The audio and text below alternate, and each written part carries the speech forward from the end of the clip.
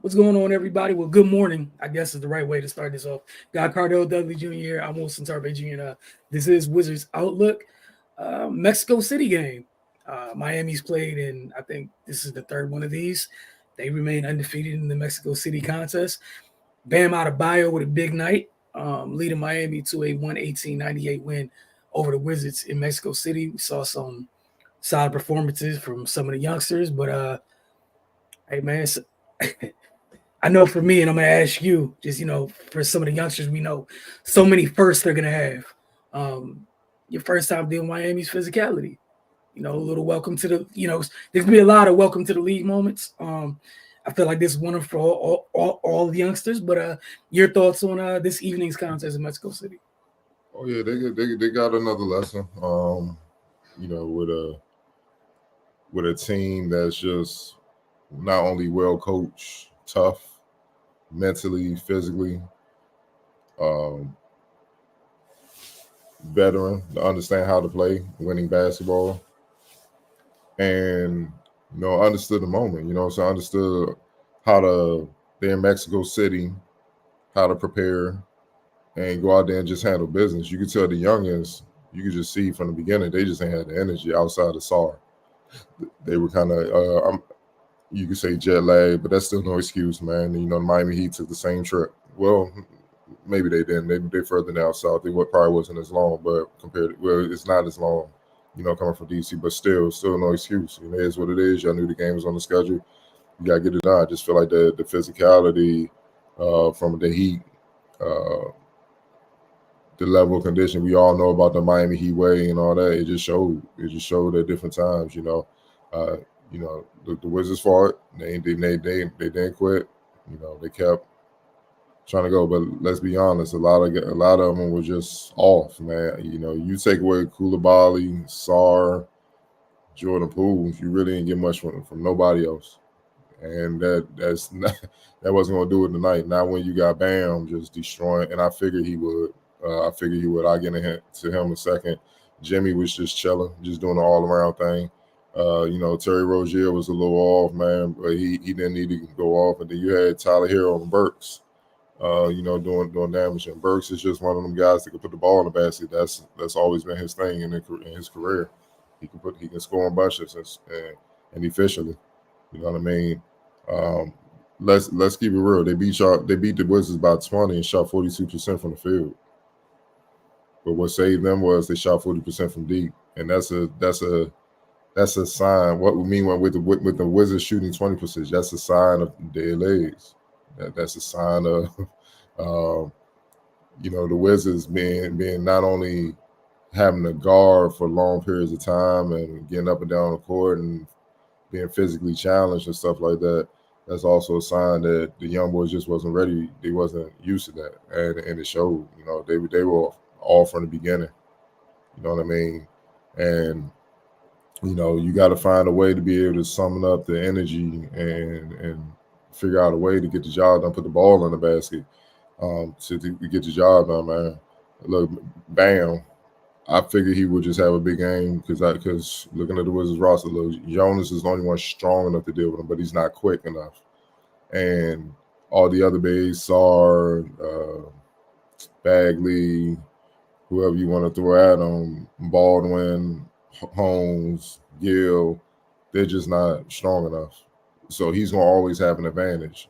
And he exercised his advantages at the right times all night long. He finished with a game high 32 points and 14 rebounds on 12 of 24. I can't remember the last time Bam shot 24 shots in a game. That ain't even what he do. His game is, I get like 9 for 15, get boards, play defense and stuff like that. And he's the problem, the defensive maker. You know what I mean? That's what made it tough. Because when Bub and Arno came off of screens and Bam was hedging out on them, it's like another guard, but a big ass strong guard on you. You see what I'm saying? And that's the thing. You can't turn the corner. You know what I mean? Then you got Jovic, who's 6'9", 6'10", flying at you. Obviously Jimmy's Jimmy. You know what I mean? And then you Hero and all these guys, Jamie, Jacquez and all that. Like, they're tough for a reason. It's a reason why so many people talk about Miami Heat. No matter if they wounded, beat down, record, they're still gonna be there. And it's always that because they're so tough. That organization is built on mental toughness, and they just wear you down. And that's what happened to the Wizards tonight, man. The Wizards had a moments where they kind of got it down to 10, 10 to 11 points, man. But the Heat would go right back on the run. And this time, I felt like in the third quarter is when they really put them away. When they 33-22.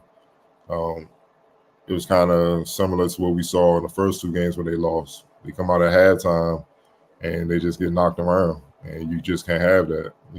I believe if the Wizards were able to weather the storm in the third quarter, it would have been a game they were capable of winning. But once again, they got to figure out a way to deal with that. Like, no, Miami dominated them 65-44 on the boards. And that's honestly mostly because the Wizards missed a lot of shots. Like, you know what I mean? Like the Heat did too from the field, but they made up for it from 3-point range. But they shot 42%, 43 or 102. The Wizards shot worse, 41%, but then they shot 20% from deep. So 35 of your 91 shots were from deep. Nah, man, that's just not gonna cut it. And then the Wizards finished with 44 rebounds. That was Miami Heat's defensive rebounding total. How you allow 21 offensive rebounds? That's just physicality, though. Like, that's just that. You see what I'm saying? Like, that's just toughness, man. Like, nah, dog, you ain't about to just 21 offensive rebounds. Yeah. See, if this was college, the next practice, we not doing nothing but rebounding drills. Get the football pass. It's gonna be a very physical practice, and y'all gonna understand the importance of rebounding the ball, because all those second possessions, it killed you. Think about it. Miami Heat outscored on second chance points 21-7. You lost by 20. That was the game off that right there, just rebounding. So this was the first game where it was a little disheartening because Miami Heat just honestly were just tougher than them in every phase of the game, man. And that's why they feel, man. And shout out, I gotta give Johnny Davis some love, man. He came off the bench and provided a spark when they kind of cut it down to 10 points, man. 9 points, 7 rebounds, so 4 or 5 from the field, man. Listen, man. He's had a tough road being in Washington, man, and a lot of it was unfair for him. Let's call it what it is. The last regime drafted him. He was back and forth with the G League. They really weren't developing him, so to speak. It was kind of like, let's just try to get some pieces around Brad. But when Brad left and this new regime came in, how it works in the league. This is not their pick. So then normally when it's a situation, they're not obligated to really care about the player. Like, you're the last regime's guy, like, whatever. But he's getting minutes and he's making the most of his minutes. And you know what I mean? To do that in 17 minutes is big time. You know what I'm saying? He's showing he's tough, because a lot of players would have folded. They didn't just fade it out. And this is how you end up out the league. But he's staying strong. You see what I'm saying? And the only way you can change people's minds is to play good, and produce. And so he has a chance to kind of change the regime's mind. I don't know what their mindset is. Obviously, I haven't talked to him or whatnot, man, but we just know how it goes normally. So if it goes with how it normally goes, they just like, yo, play your value up and we're going to get you up out of here. But if he plays his value up enough, maybe we could use him. You know what I'm saying? Somebody else might have to get up out of here. You know what I mean? He's still a young piece. He could be a part of this young core. So I like how he fought tonight as well, man. I got to give him a shout out because he hasn't had many of these type of games. And it shows something. When they're getting beat down, he's still getting in the game and competing and producing. So just want to give him a shout out. But overall, man, look, he was just tough in all the aspects tonight. And that's why the Wizards lost. Yeah, there's no rebuttal for me on anything that you just said. Seconded with Johnny Davis, especially in a game like this. You just talk about the toughness, the difference in the toughness. He shows you when it gets like this, he has no issue with the physicality. And you already talked about the elevation and what have you, but 17 minutes in a game where we talked about what the differential on the glass was, a guard came in and got you 7. You got to give him credit for it. Mhm. Where is there? Also, he fought just to be on the roster right now. There's a reality in which he didn't have to make the roster, but he worked all during preseason. Remember the last preseason game? They hit the game winner. Him and what was it? Tyler Coley going back and forth in the next game in that last preseason game. But what have you? But like we saw the mental fortitude there. Like there's something in the kid because he, like you said, for everything you laid out, you could have tapped out already. And the thing is, people saying he got a better form, and I read a story where he said he just told the staff, "I'm not messing with my form no more." And sometimes it's a player you gotta recognize that because he said, "I done messed with my form with the last regime like 2-3 times, and it threw me off." Sometimes, like, look, man, this is just how I shoot. Like everybody form ain't gonna be picture perfect. It's not gonna be Klay Thompson, Jerry West, just picture perfect. Like no disrespect. Steph Curry and KD are two of the greatest shooters, scorers the game has seen. Their form is not picture perfect. Not by a long shot. Kevin has a swing that come up here, and then he gets into it. Like, Steph kind of brings it up from here, and it's just it's different form. But my thing is this: I think years ago when I was in high school, they asked John Havlicek, the Boston Celtics Hall of Famer, about Shawn Marion's form.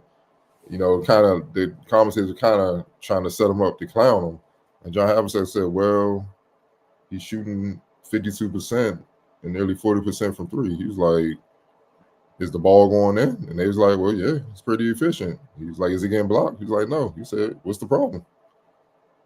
He said, "Well, we don't get extra points for vanity, man. Like, get the ball in the hole at an efficient rate, we good. You can shoot that motherfucker like scoop ball, like two-handed from you know what I'm saying? You can hike that joint into the basket. If it's going in, if it works for you, it works for you, man." And that's just the bottom line, man. So I'm just glad he had a toughness like, "Nah, man, let me get back to the basics of what I do and why I was drafted high in the first place." Sometimes you just gotta do that.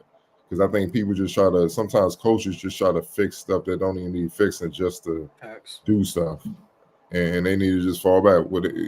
Honestly, it should have been working on other things with him, like help him keep his confidence up, film, learn stuff so he can do what he do earlier, what he's doing now a little bit early in his career. Then we won't have this issue. But shout out to him for fight, man. And I think Alex Sarr, he woke up at the band, put him in the basket, something nasty. That was like, yo, why you hit the weight room, bro? Also, something you brought this up the last couple outlooks talk about with Sarr. Obviously, with the propensity to take the threes and whatnot, wanted to mix it up some. And even you were like, hey, I think it was 2 shows ago, some of the times when he's pushing the ball in transition, keep it. Yeah. We saw that tonight, and it kind of had Miami off balance at times because they're used to having the big on the floor. Does that. It does that. And it kind of had them jacked up a couple times. They didn't know what to do from a cross match standpoint for a second because he got the board. He was out. He was moving. Got downhill. I think he finished a couple times, and the 2 times he didn't finish, he got fouled. Yeah, because if let's say him and Bam are fighting for a rebound, if he get it, normally you're gonna be behind. And if he just start pushing the rock, Bam is trailing. Somebody else got to stop it. But then they worried about their man. They're like, I got Bilal. He hitting right now. Hold on. And you stuck. And you're not normal. But number one rule is stop the ball. But it's different when it's a 7-footer with the ball pushing it and he move. It's different. It just is, You know what I'm saying? It's like it's one thing that makes LeBron great when he gets a full-headed thing because of his size. Like with Magic back in the day, when they be talking about him and his effectiveness in today's game, like he will be effective at any time because he pushes the ball. He's fast and he's 6'9". Not to mention his vision, and he can finish. So he's always gonna be a threat. So if you got that creates a different dynamic, and he can pass. You know what I'm saying? He can pass pretty decent for a big. So it opens things up on the floor. For him, he just gotta get more physical. Bam brought it to him. Well, he brought it all the Wizards big, but this was, when Sarr gets on knuckleheads down the line, they're like, who's the first person to bust your ass? He gonna say Bam. This is definitely that moment where you reflect back. And also, like you said, it was kind of the little joke, like, hey, well, you're here. And it was a reality check. Yeah. Y'all gassed up from winning the games against the Hawks. He like, we're a different animal than that, dog. So we just trying to get our bearings and stay healthy and all that. but we've been in some wars. The key players on this team been in some wars. So in bets, we ain't playing that. And we see you 1-2 games, but we gonna send y'all a message real quick since we in the same division and all that. So that's what they got tonight. And like you said earlier, credit to them for the kids. We've seen this throughout first 5 games or however long they've been here. They're gonna keep fighting back regardless of what's happening. And then lastly, before we get to play the game, whatnot, which we know who it is. Just shout out to Bilal for continuing this strong start to the season. He got a foul trouble tonight, and I think that's also something that kind of really hurt Washington with everything going on. Him coming off the floor was the worst thing in the world tonight. But that's not to take away what Miami did. But just another good, right? 8 of 12 from the floor, 8 boards. Like it's another game and a good start to the season. Facts. Like where we're getting to that place where again, people always talk about, at least back we grew up, it takes 3. You kind of figure out what someone is 3 years into the league, what have you. That jump between year 1 and 2 is usually really important. We're seeing this with Bilal right here, and we know it's early, but this wasn't the same kid we saw last year through this first couple games. So, but the Olympics, man, yeah, the Olympics I think it did a lot for his confidence. Obviously, growing on a couple of inches don't hurt. I think it was just his playing the Olympics, man. You going against the world's best, literally, and then gold medal game against USA and all that. Come on, dog. Like, let's be real. That's why I believe in putting people in the fire. Like, put the players in the fire. See how, because even if you don't play well, you still come out of there with confidence. Like, I'm still alive. It wasn't as bad as I thought. Yeah. And then it put a batter in your back. Like, let me get to work, dog. Because I think if I put some work in, I tweak some here, there, I'll be all right. And that's where the confidence comes from. Too many times people they duck that wreck, and like, nah, you don't get better ducking the wreck, man. You gotta go to it. You look, man. Sometimes the best way to learn how not to get burned is to get burned. I know how not to get burned next time, man. Damn, that shit hurt. Not feeling that again. Yeah. You can't always play it safe. And in basketball sports, I think you just need to get out there, bro. So you learn how to play, man. But yeah, just credit them for the start of the season. Been crazy.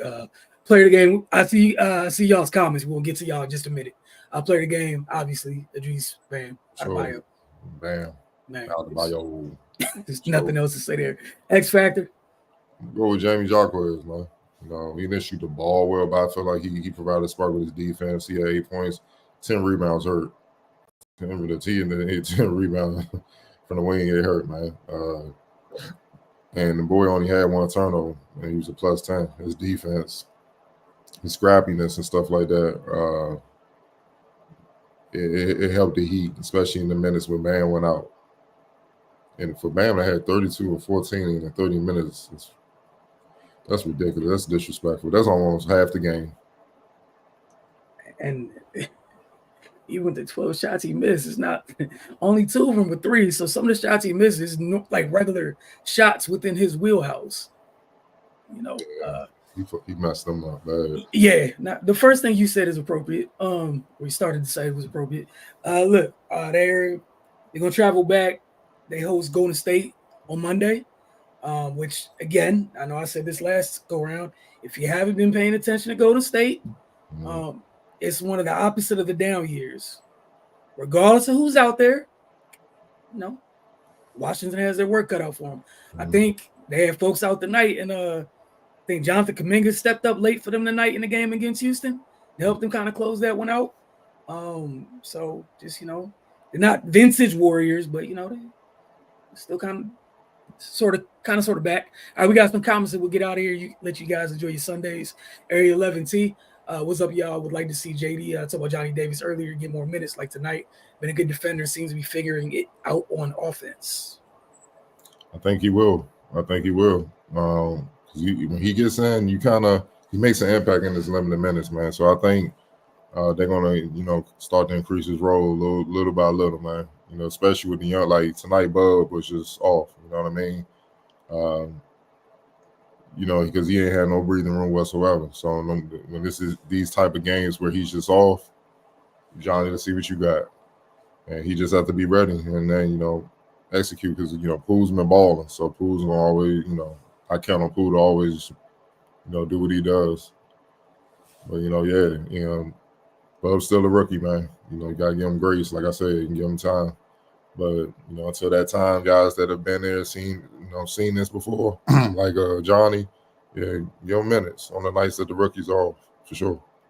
Yeah, and my only added caveat to that is that just kind of pay attention to that the numbers between him and Butler, who both obviously don't bring the same thing off the bench, but it's two guards off the bench. Like tonight, Butler only 7 minutes, Johnny got 17, depending on what's going on. Just that's something to keep an eye on as the roster. It's very early in the season with those bench minutes. Every 11 teams introduced some young boys in the weight room. Gotta move the iron. They got introduced because Miami Heat on that heavy. Man, bro, what's it called? Jaime Jaquez looks like a 3-year vet physically. Jaime Jaquez, I keep calling him James. Yeah, Jaime Jaquez. Yeah. Hey, it's okay. I've butchered Keyshawn. I've been calling Keyshawn George, Keontae George for half the year already. We're not even there. And I know it's wrong right after I say it. So you're good. At least you're in the wheelhouse. That's Utah. This is DC. Yeah. Keyshawn, I swear, I'm gonna get it down soon, but man, it is a struggle right now. JV did not play it well at all. This from Mel too. And JP needed to look for his teammates a little more, although no one besides him and Bilal could hit a shot. You just answer your question. How can he look for his teammates when everybody off? You know what I mean? Bilal, but he was in foul trouble. Then Sarr got going late, so there's really nobody else to pass to. It was cold, man. They were super cold, so he had to be aggressive. And Bam is just a tough matchup for Valanciunas, man. Like I said, he's quick. Like Bam tried the strength game, man. He ain't even moving Jonas, so he's like, all right, bet. Let me get to the quick Jonas, and then he got to his spots that way. Like I said, that's what makes Bam an all-star, Olympic gold medalist. That's what makes him who he is, man. Because he's a unique big. He's undersized, but he still has the strength to deal with bigger bigs, but the quickness and stuff of like a wing and guard. And that combination is just deadly. And then you add in his skill, it gets tough. It gets tough. You need a unique type of big to be able to match up with him. Yeah, Bam's one of the reasons, we're able to go ahead and get a gold medal again this time go around because of it's not normal. Just to remind everybody, for a little while during the Olympics, that bench unit was Derek White, Ant, KD, Bam, and AD. Mm-hmm.